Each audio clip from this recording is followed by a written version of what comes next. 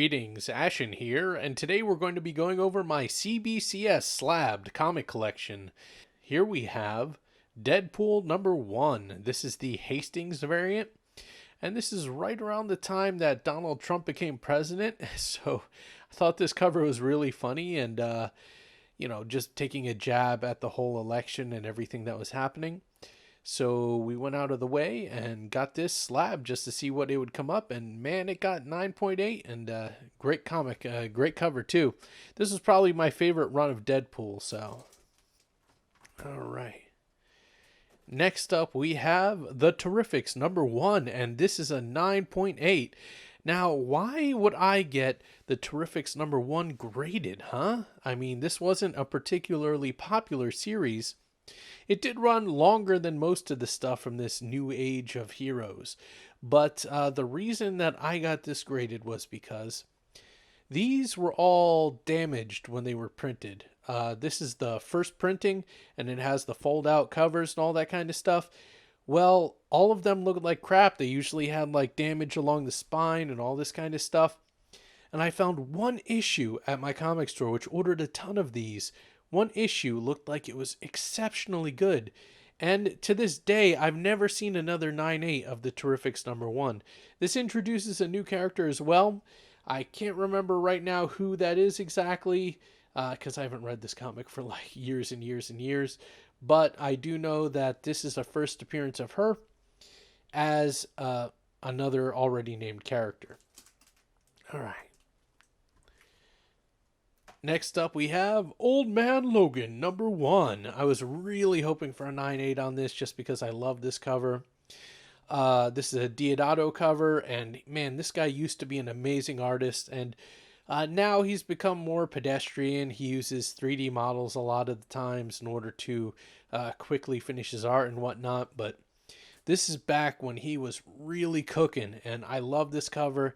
And I got it graded, and it came back a 9.6, and I'm happy with that because this was before I really even knew anything about grading, and so I'm just happy it came back near Mint Plus even. Next up, we have Batman White Knight number 1.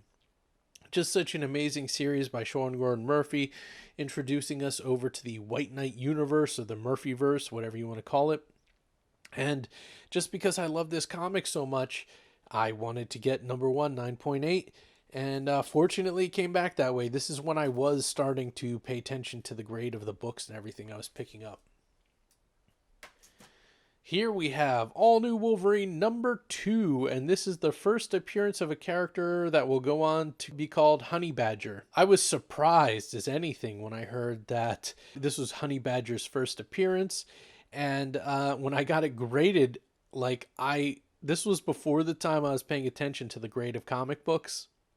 So when I looked this over and had it shipped in, I was like, oh my God, it came back 9.8. It was in 9.8 condition, don't get me wrong, but like completely random chance that this came back as a 9.8 because I was not paying attention at all when I was collecting the All New Wolverine series. So I'm very happy about that. This is quite a pricey book right now. This one here is all about the cover. This is just wonderful, wonderful cover. How could you not want this? Got Venom mashing with Deadpool, and it just looks epic. They did have a version of this. This was at the very beginning when I first started collecting comic books again, and I was just getting into getting some exclusive covers. And this was awesome. My wife really wanted it because she loves Deadpool.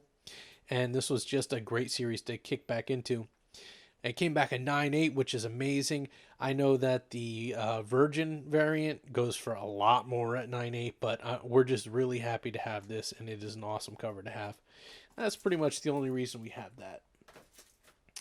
Here we have Thanos, number 13, and boy oh boy is this an expensive issue. I managed to pick this up after Cosmic Ghost Rider had already showed up, and he was making waves. I had actually gone through ordering from a few people who were saying that they had a 9.6, 9.8 grade and stuff like that, but I would get the books in and they would be in crap condition, so I would have to return them over eBay. I hate working with eBay. But I ended up going to Comic World, And they just happened to have one issue of this around, and it was $50. I picked it up, I looked it over, and it was the best I had ever seen. The other ones, like the covers were all messed up, like it was almost like somebody dusted over them or something. It was really weird.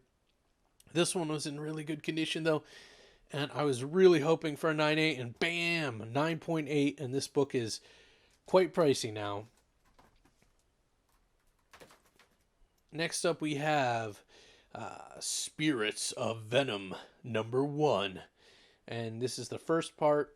It crosses over with Spirits of Vengeance, and it is it's got Danny Ketch, Ghost Rider, it's got Venom, Spider-Man, it's also got Blaze in the story too. But I remember as a kid looking at this, and I always wanted this cover here. I always wanted this issue. I was never able to obtain it, and I really want to collect the whole series. I actually don't even own the full run of this yet, but I wanted to start here, so I got the first part of this, and I'm very happy to have it as a 9.8. I got this for like $35. You can't really beat that. And next up we have, once again, if you saw my CGC review, then you'll identify this as the first appearance of Death's Head 2. Now, what makes this special is this is a second print, which is incredible.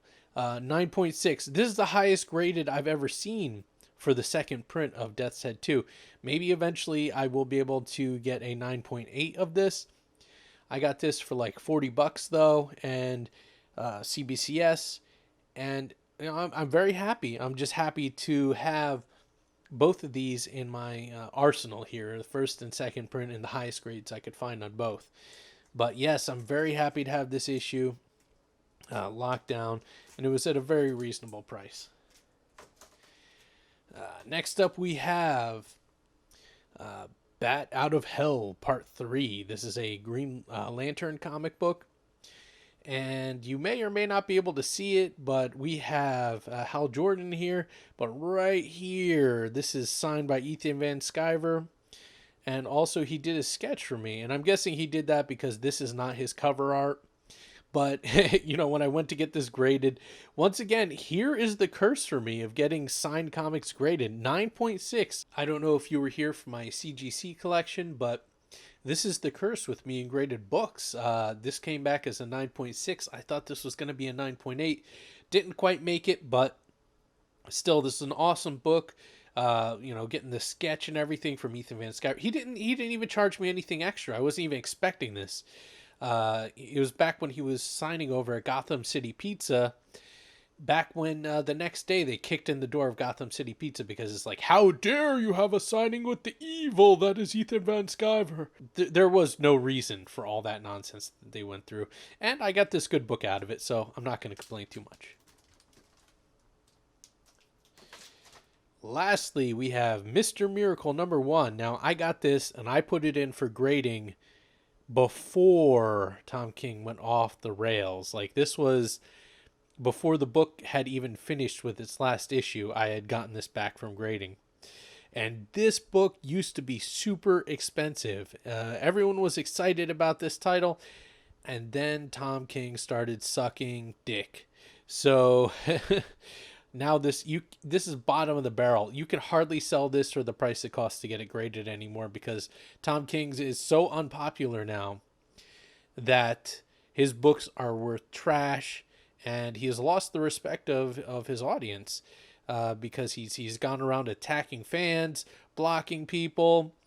He even went after Jay Lee for working with Ethan Van Sciver, tried to do a big thing where he got him canceled and whatnot, but it didn't work out. It backfired in his face. Tom King is like basically just ashamed now. That's his status as a creator, is just shame. And unfortunately, I'm stuck with this book. I do keep it separate from the rest because if I could get rid of it, I will. It's, the book, he's basically doing the J.J. Abrams of comic book creation, which is he creates a mystery box, and then you open the box up and there's nothing inside of it. And that's like Tom King's stick that he's got nowadays. But anyway, that's the last comic I have in my CBCS collection. What a note to stop on, huh? Anyway, I hope you enjoyed my video. I hope you all have a great day. Yes.